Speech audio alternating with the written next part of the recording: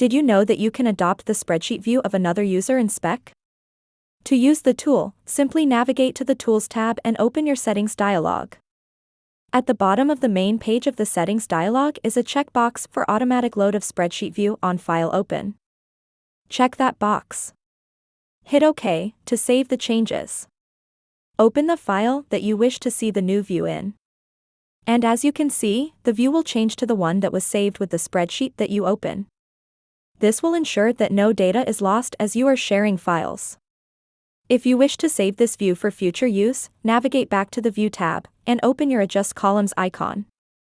At the bottom, you will see that you can save this spreadsheet view from a file. Simply click Save, and now it is an available user template.